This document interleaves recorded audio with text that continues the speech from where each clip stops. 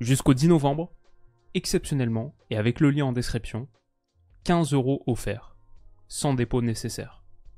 J'espère que tout le monde passe un super jeudi, très content de vous retrouver les amis pour une nouvelle vidéo. Il se passe pas grand chose sur la planète foot, c'est un peu mort en ce moment entre l'intensité émotionnelle du début de semaine avec ce ballon d'or. Peut-être progressivement là les émotions commencent à s'estomper, se diffuser tranquillement.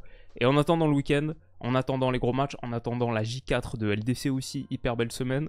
Bon, y a pas grand chose. Et je me disais, premier tiers de la saison quasiment écoulé, pourquoi pas en profiter pour faire un petit bilan sur 10 joueurs qui m'ont plutôt interpellé, qui ont bien lancé 2024-2025 et que j'attendais pas forcément là. Par exemple, comme le gars, la silhouette de la miniature là. Je sais pas si vous arrivez à reconnaître. Mais ouais, lui, on va en discuter. Et 9 autres, bien sûr. C'est une liste, on aurait pu mettre 100 gars. Je vous épargne aussi les classiques, évidemment, les Casado, pourquoi pas, Joao Neves, Rafinha, et quelques-uns dont j'ai déjà parlé sur ce début de saison, par exemple Bryan Mbeumo, je dis ça à Brentford, hyper important, qui prennent la responsabilité de la charge offensive de cette équipe avec le départ de Toney, et bah voilà, 8 buts sur les 9 premières journées, il répond présent. Pulisic aussi, on a beaucoup discuté de Pulisic, qui fait un départ un petit peu tout feu tout flamme. Et je ne vais pas non plus parler de certains joueurs qui, bien sûr, le mériteraient, mais dont on a déjà parlé il y a un an. Par exemple, Victor Gyökeres, évidemment, il est plus chaud que jamais, mais on l'avait déjà bien couvert, je pense, début 2024, dans cette vidéo, où on disait 10, mais en fait, c'était plutôt 20. Aujourd'hui, j'ai pas menti, aujourd'hui, c'est vraiment 10. Et du coup, on va commencer à la 10e position. J'ai essayé de mixer un petit peu les positions. On va partir avec un latéral gauche. Allez, Nuno Tavares, qu'on connaît bien, on a vu des hauts de Nuno Tavares, on a vu pas mal de bas aussi. Mais en ce moment, le latéral gauche là, de 24 ans portugais de la Lazio est en train de faire un début de saison vraiment sympa. 7 matchs de Serie A pour lui, 7 passes décisives déjà, ça en fait le meilleur passeur du championnat italien. Et dans le système de Marco Baroni, il fait vraiment des ravages sur son couloir, on le voit débouler match après match sur ce flanc gauche contre l'AC Milan. Un doublé de passes décisives, ça c'est deux actions différentes. Il est de très loin le meilleur passeur du championnat. Lookman est deuxième avec 4. Lukaku, qu'on aurait carrément pu inclure, les deux d'ailleurs, qu'on aurait pu inclure dans la vidéo, est là aussi avec 4. Les passes décisives, c'est pas toujours la statistique qui m'intéresse le plus pour être honnête. Elle dépend tellement de la qualité de finition en bout de chaîne. Mais même niveau expected assist, même s'il est bien loin des 7, 3,14, ça en fait quand même le deuxième et quasiment premier à 0,01 XA du numéro 1 CDK. Donc voilà, le volume pour Nuno Tavares est là. Son impact, clairement, sur ses phases de projection est là. 2 passes décisives contre l'AC Milan, ensuite 3 d'affilée, Fio, Torino, Empoli, encore 2 là, il y a quelques jours ce week-end contre le Genoa. Et la Lazio joue ce soir contre Comme. La Lazio qui fait un bon début de saison, ils sont en 6ème, s'ils gagnent contre Comme, promu. Ils passent à 19 points, ça les installe dans le top 4, devant la Juve, à égalité de points avec l'Atalanta par exemple. Même en Europa League, la Lazio c'est très costaud, ils sont premiers. Premiers sur 36, devant Tottenham, Anderlecht, Ajax, Galatasaray, etc. Ils ont fait 3 sur 3, ils ont battu Nice 4-1. Donc cette Lazio de Baroni, elle est pas mal. Et Nuno Tavares, voilà. Un petit nom comme ça du passé, qu'on pensait avoir oublié, et non, il nous rappelle, il est toujours vivant. C'est pour ça que je l'ai mis dans mon top 10. 9ème position, encore en défenseur, allez on enchaîne. Sepp Vandenberg de Brentford, un néerlandais de 22 ans, bien sûr on s'en souvient, il était à Liverpool, un peu post-formé à Liverpool, qu'il a beaucoup prêté ici et là. Et la saison dernière, il a bien explosé à Mayence. Du coup, Brentford, et à chaque fois pour moi que Brentford achète un gars, je suis particulièrement vigilant. Sur la fin du mercato, Brentford l'a acheté pour 20 millions de livres, 24 millions d'euros à peu près. Quand même, grosse acquisition. Encore plus quand tu as été scouté par Liverpool à la base. 2 clubs, Liverpool et Brentford, qui marchent tellement fort sur la data que je suis assez curieux. Et pour l'instant, ça se passe pas mal. Il a de l'expérience donc en Bundesliga, en Championship. Il a quasiment tout joué depuis qu'il est arrivé en Première Ligue. Et en bougeant pas mal, arrière droit, arrière gauche, défenseur central, il colmate un petit peu les brèches. Je suis allé voir sur le forum des supporters de Brentford. Ils en sont très satisfaits. Ils lui voient un bel avenir. Et j'ai vu aussi son interview là quand il arrive à Brentford. Donc c'est un néerlandais, 22 ans. Il a tellement d'expérience. Les néerlandais parlent super bien anglais. Je trouve beaucoup de personnalité et de caractère dans la manière dont il s'exprime. Bien sûr, 1m92, il est bon dans les airs. Il a aussi une bonne qualité de pied. Il est formé, oui, à l'école des Dutchies.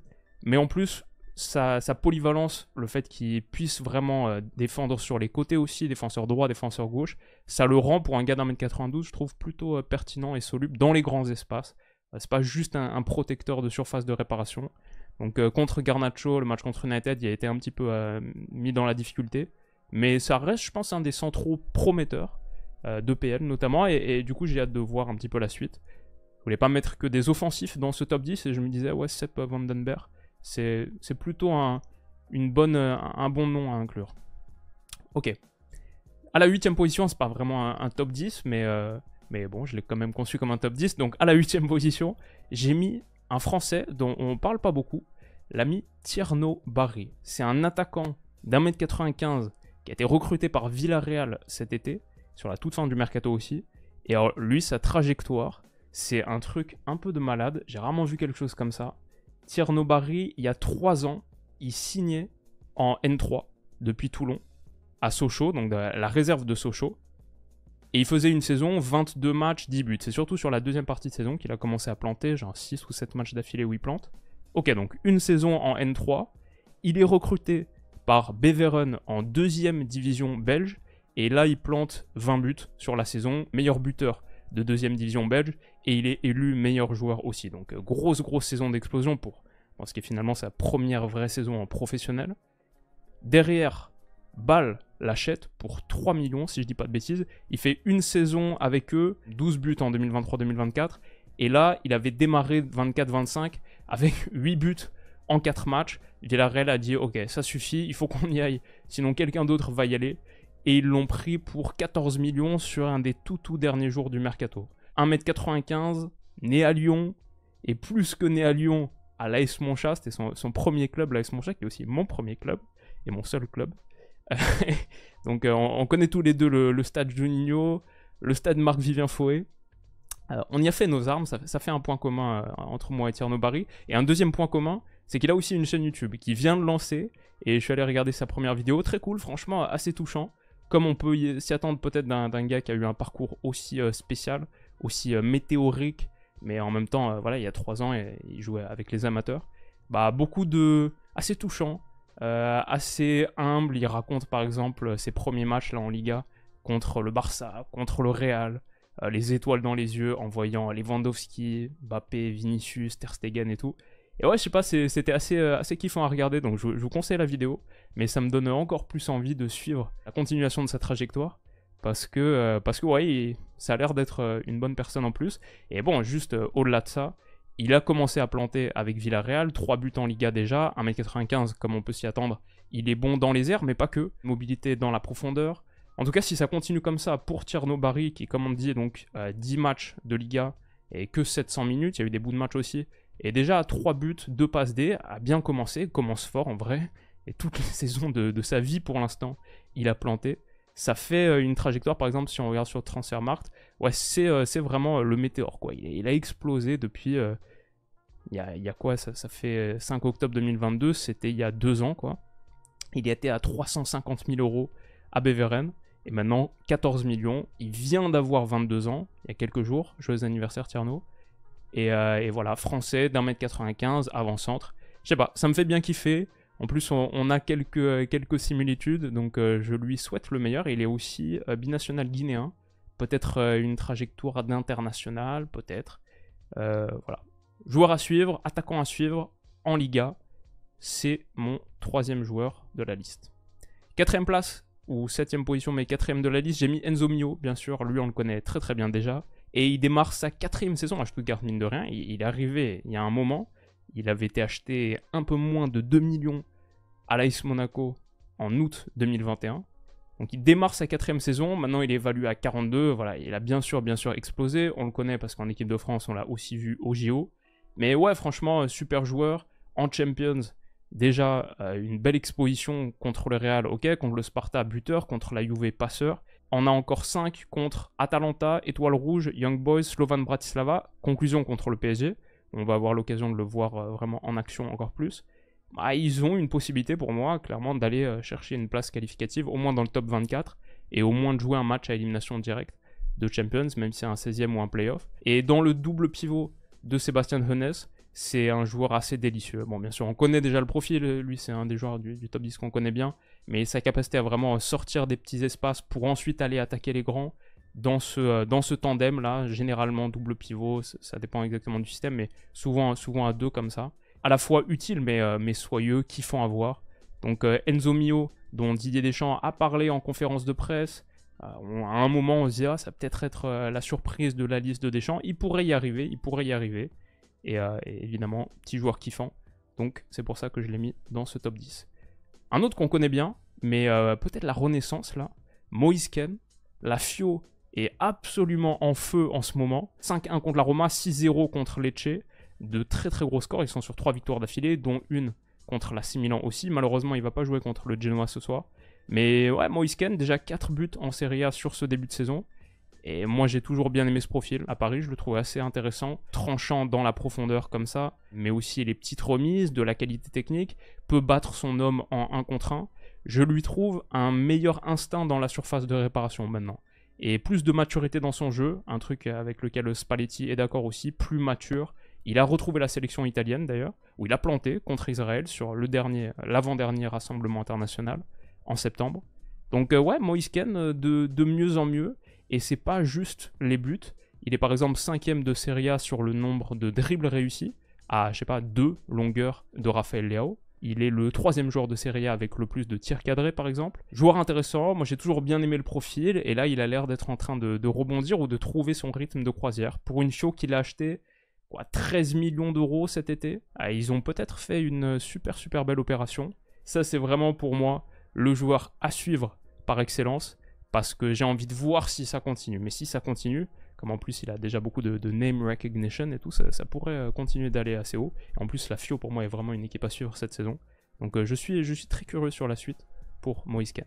5ème place, on a mis un gardien, Miles Villar. C'est le gardien de l'AS Roma qui a pris la place de Rui Patricio saison dernière. Et voilà, il a fait qu'enchaîner derrière. C'était un international espoir belge, mais qui avait eu une convocation avec la Serbie en 2021.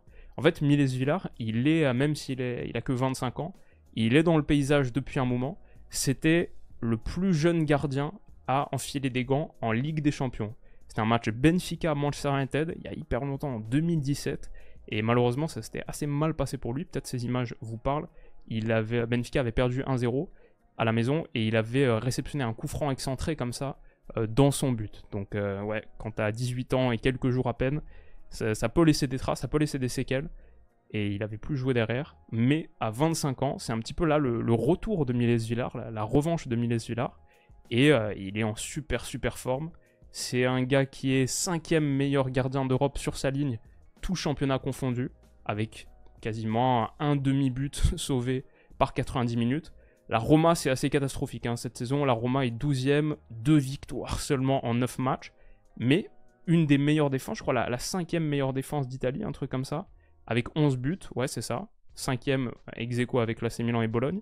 Mais 15,43 XG concédés, sans Miles Villar, ça serait bien pire. Et déjà la saison dernière, la Serie A a fait sur sa chaîne YouTube une compilation des arrêts de Miles Villar. Franchement, c'est vraiment un des seuls qui surnage à la Roma.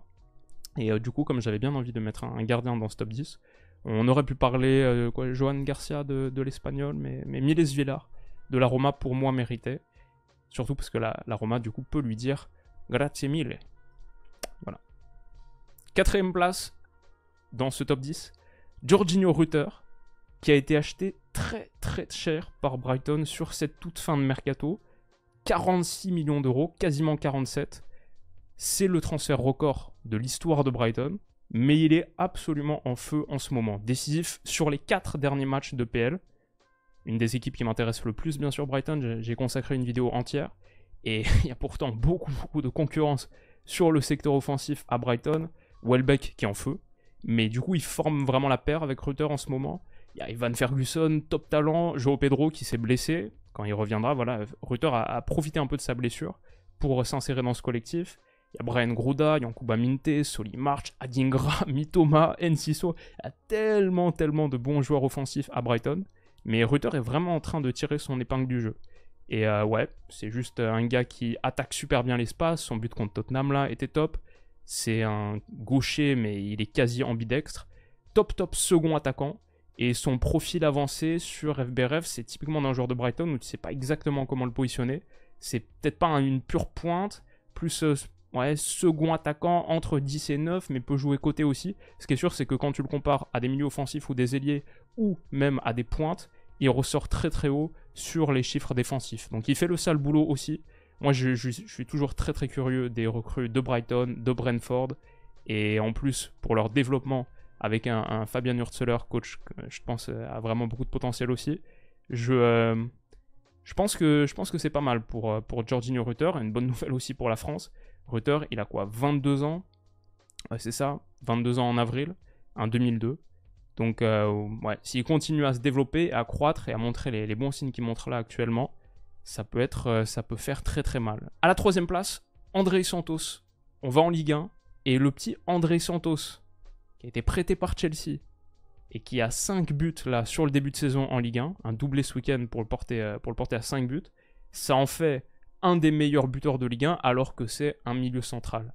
20 ans, le petit gamin brésilien de Rio est le 3e joueur de Ligue 1 avec le plus de tacles réussis, à égalité avec Pierre-Emile Højbjerg, top 10 en fautes gagnées, fautes provoquées, c'est ça, à égalité avec Ludovic Blas.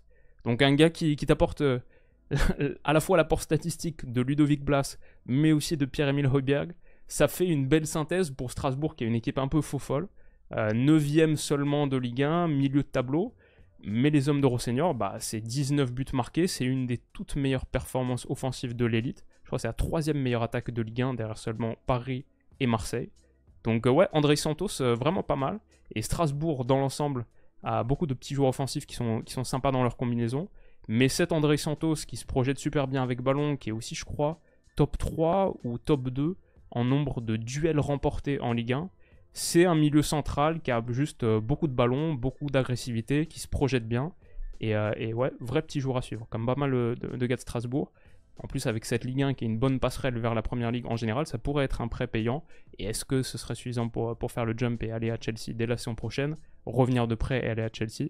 En tout cas, Chelsea qui mise sur les Brésiliens, avec aussi le petit Estevão qui arrive. Donc intéressant de suivre ce qui va se passer pour André Santos. Et s'il continue sur les mêmes standards et qu'il fait une saison de Ligue 1 à aller ne serait-ce que 12 buts, ce serait assez dingue pour un milieu. 2e position en parlant de buteur, forcément, on allait dire quelque chose de Matteo Retegui, qui après une saison en Serie A au Genoa, saison dernière, en provenance du championnat argentin, et il a été acheté par l'Atalanta 22 millions, et je crois pas que l'Atalanta regrette sa décision. Il a totalement explosé, 10 matchs de Serie A avec la DA, 10 buts. Ça en fait le meilleur buteur de l'élite, d'assez loin, 3 pions de plus que Marcus Thuram, avec 100 minutes de moins.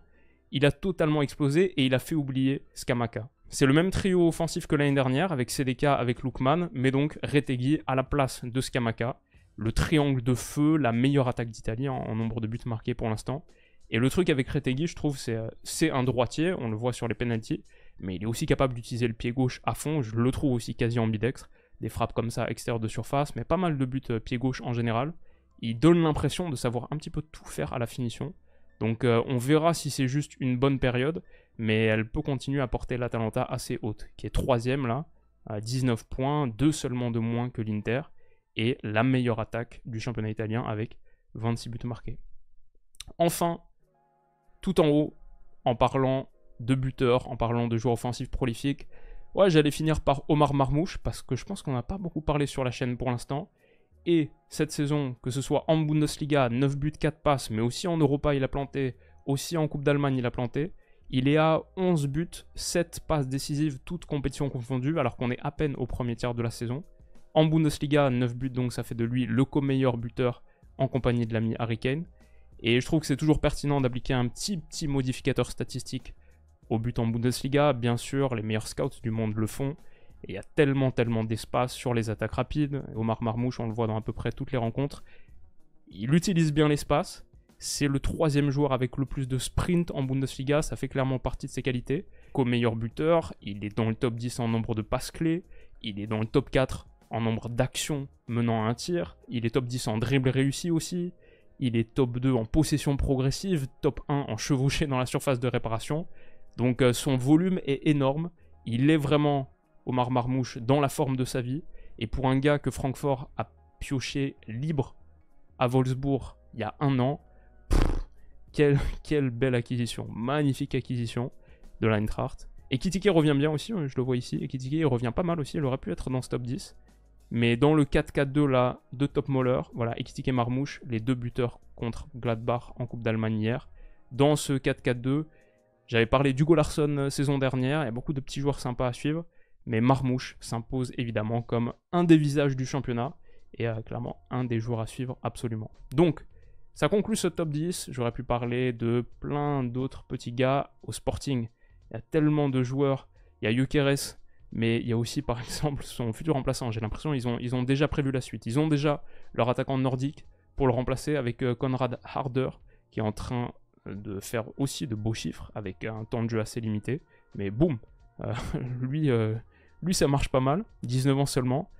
Depuis Haaland, c'est la mode des grands avant-centres scandinaves. Donc j'aurais pu parler de lui, j'aurais pu parler de Giovanni Kenda, 17 ans aussi du Sporting, beaucoup de petits gars à suivre au Sporting.